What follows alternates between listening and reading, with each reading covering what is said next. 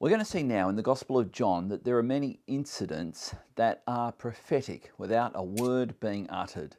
And this is what we're going to have a look at now as Jesus is getting ready to go to the cross.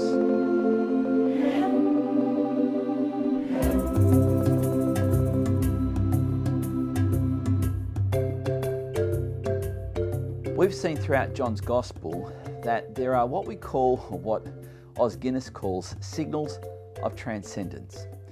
These are what we might call messages or signals that the Father is sending to Jesus in a way that Jesus understands. And John just simply describes, and I guess it's up to us as the reader to figure out what just happened here. And this is going to be another one of those moments. Jesus knows that his hour is coming. We saw this obscure reference to Greeks coming to seek him. And Jesus launches into a talk about his death and the glory that's awaiting him, which you have to think, what? But he knew exactly what this meant. We're now going to see that there's going to be a very, very special, tender moment that happens. I want to point out that in this chapter and in the next chapter, we're going to see a very subtle thing being said, and it's about feet, would you believe? In this chapter, we're going to read about Mary, the sister of Martha, washing the feet of Jesus. Now, the pouring of perfume has already happened to Jesus in Galilee. Luke describes that in chapter 7.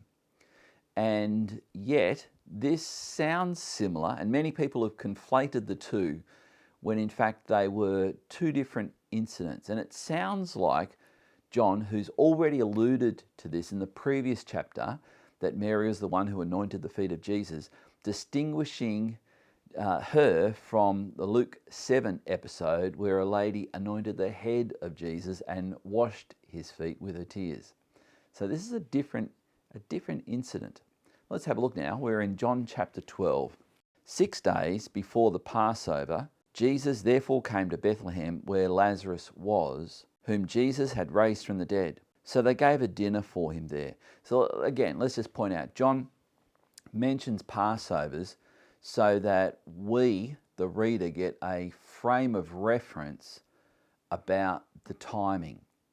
So we saw when he fed the 5,000 that the Passover was at hand. So what we know is that when he did that, he was 12 months from the cross. Now, John is telling us that the Passover was 6 days away. So we know we're getting very close to the cross. That's the first thing. We don't know where this dinner was held. It may have been held at Mary and Martha's house, where Lazarus lived as well. It may have been. Or it may have been maybe a larger venue and Martha and Mary were simply catering. But what we're going to see here is that Mary is depicted almost in every instance where she's interacting with Jesus at his feet. We've already seen this and we're going to see it again. So let's have a look. So they gave a dinner for him there. Martha served and Lazarus was one of those reclining with him at table. Mary therefore took a pound of expensive ointment made from pure nard and anointed the feet of Jesus and wiped his feet with her hair. The house was filled with the fragrance of the perfume. Now let's just pause there. Why hadn't anyone washed Jesus' feet? Why hadn't this happened? And I've mentioned that we're going to see this same question asked in the next chapter, and the answer won't be someone forgot or someone didn't think about it. The answer was no one was prepared to. And so what does Jesus do? We'll see in that next chapter. But what does Mary do in all the kerfuffle of what's happened? She does something extravagant. And now we're going to see John make a statement about Judas. Verse 4. But Judas Iscariot, one of his disciples, who was about to betray him, said, why was this ointment not sold for 300 denarii and given to the poor? He said this not because he cared about the poor, but because he was a thief, and having charge of the money bag, he used to help himself to what was put into it. All right, so there's an insight into Judas Iscariot. Why was he making this statement? He didn't care for the poor. This is what John's saying. It was because he was a thief. This could have been sold for 300 denarii. A denarius was the equivalent of a day's wage. So we're talking about an annual salary was the value on this perfume. You put that into your own money terms. And Judas is saying this could have helped the poor, when in fact what John is telling us he really meant was, I could have used this money. I could have used this. So we see, despite some of the movie representations of Judas being the misunderstood nationalist of Israel, John says, no way. He was just a thief. So we see his true character here. And this is what Jesus says, verse 7. Jesus said, leave her alone, so that she may keep it for the day of my burial. For the poor you always have with you, but you do not always have me. Now there's a profound statement about you always have the opportunity to help the poor, but this is a special time. And in life there'll be special times. There'll be times where we do things out of generosity that might seem extravagant to some, but there's a value on it that perhaps they haven't understood. So we go on. When the large crowd of the Jews learned that Jesus was there, they came not only on account of him, but also to see Lazarus, whom he had raised from the dead. So, now how does this verse go? So the chief priests said, yeah, he must be the Messiah. We give up. We're wrong. He's right. Everyone surrendered to Jesus. That would be what you would expect, I think, as a reader at this time. But what we see is not that. They made plans to put Lazarus to death as well. And at this point, if you're not palm slapping your forehead at this moment, maybe your palm slapper isn't working, because this is just a bizarre response from the religious leaders. It just shows, and John is highlighting how incredibly hard-hearted they were. Not only did they want to put Jesus to death, they wanted to put one of the greatest evidences that he was who he claimed to death as well. This is truly bizarre. It shows the hard heart of these people. Because on account of him, many of the Jews were going away and believing in Jesus. The next day, the large crowd that had come to the feast heard Jesus was coming to Jerusalem. So they took branches of palm trees and went out to meet him, crying out, Hosanna! Blessed is he who comes in the name of the Lord, even the King of Israel. And Jesus found a young donkey and sat on it, just as it is written, Fear not, daughter of Zion. Behold, your king is coming, sitting on a donkey's colt.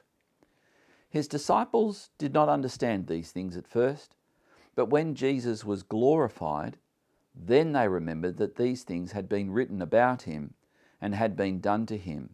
So there's that statement, and John has mentioned this several times through his gospel, and he's one of the disciples at this point.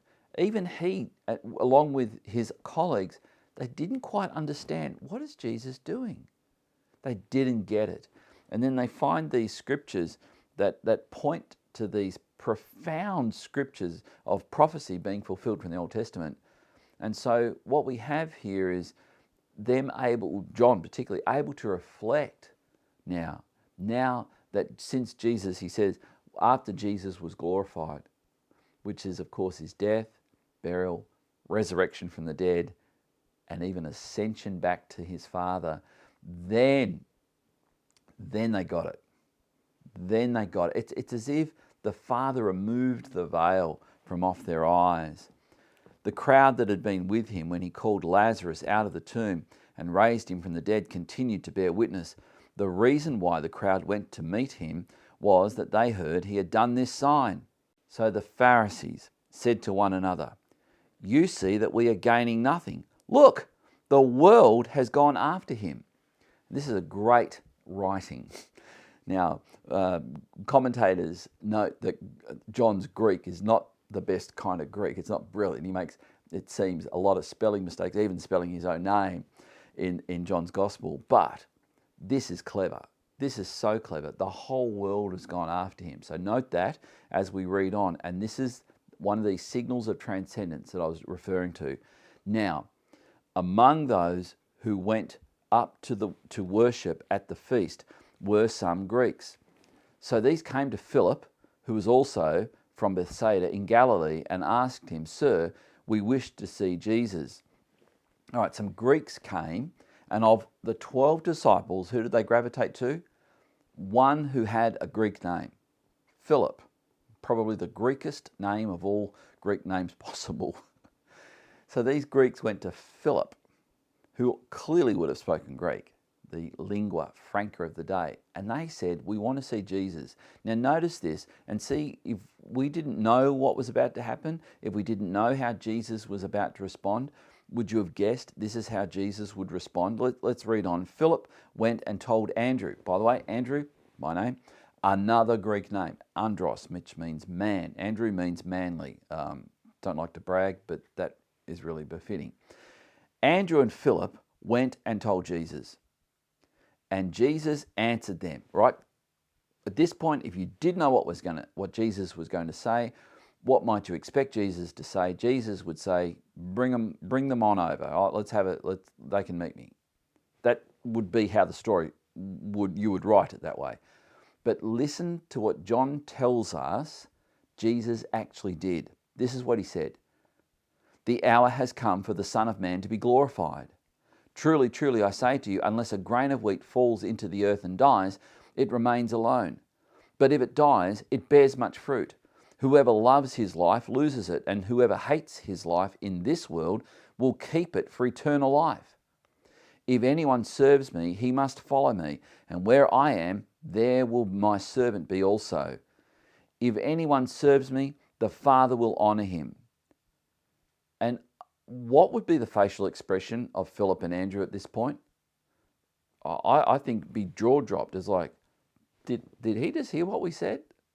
What is this? And John is telling us something had just happened that Jesus understood was a message from his Father. Jesus goes on to say, "Now is my soul troubled. And what shall I say? Father, save me from this hour, but for this purpose I've come to this hour. Father, glorify your name." Do you see the Father has just sent him a message and he's now talking to his Father? This is a tender moment. His soul is deeply troubled because he knows what awaits him in just hours, that he will be brutalized, mistreated, humiliated, stripped naked, paraded through the streets of Jerusalem, carrying the cross beam tied to his arms across his shoulders, whipped, flogged, beaten, punched. No wonder he was troubled. No wonder he was troubled. And what does his Father do? Listen to this. It's very, very tender. Then a voice came from heaven. "I have glorified it and will glorify it again." The crowd that stood there heard it and said that it had thundered. Others said, "An angel has spoken to him." Jesus answered, "This voice has come for your sake, not mine. Now is the judgment of this world. Now will the ruler of this world be cast out. And I, when I am lifted up from the earth, will draw all people to myself." He said this to show by what kind of death he was going to die. So the crowd answered him, "We have heard from the law that the Christ remains forever. How can you say that the Son of Man must be lifted up? Who is this Son of Man?" So Jesus said to them, "The light is among you for a little while longer. Walk while you have the light, lest darkness overtake you. The one who walks in the darkness does not know where he is going. While you have the light, believe in the light, that you might become sons of light." Jesus knows what's going on. He's talking about what's about to happen, and no one got it. But clearly, his death did not involve stoning, which is what the Jewish leaders wanted to do. Numerous times we read they wanted to stone him. It wasn't going to involve stoning. It wasn't going to involve hanging. But it was going to involve being put on a cross. Just as Moses lifted up the serpent, so the Son of Man would be lifted up. Here he's used the same expression, lifted up. I know that there are worship leaders who quote something like this, let's lift up Jesus and all people will be drawn to him. But you see what Jesus is saying here? I'll be lifted up onto a cross. And by my death, people will come into eternal life. They will come into the light. Sorry, worship leaders, it's not about let's sing our praises louder to Jesus. It's an acknowledgement that he would die this way for us. And I'm a bit of a fanboy about Athanasius. He wrote about this in about 280 AD 280, where he wrote called in Latin, I'll give you the English name, on the incarnation of the Word. And he talks about the necessity of Christ being crucified publicly so that there would be no doubt he had died, and that he would be killed in the air to defeat the forces of the air. And that's a description that the Apostle Paul gives to the demonic realm. This is profound. So we have here a tender moment between Jesus and his Father.